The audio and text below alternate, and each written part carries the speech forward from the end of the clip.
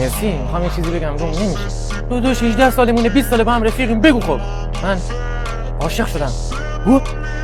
عاشق کی؟ عاشق همین دختر مشتی مگوایر بقالی سر کوچه.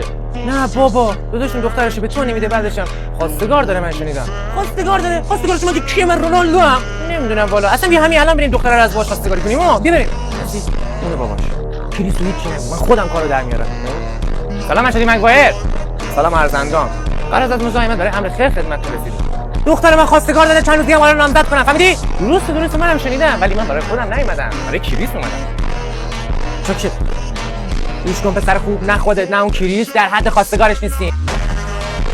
مشتی مگوایر چی میگی برای خودت؟ مگه اون کیه که من رونالدو در حدش نیستی؟ بهت بگم راحت میشی ها، بهت بگم میری ها. بگو اگه در حدش نبودیم خودمون میریم.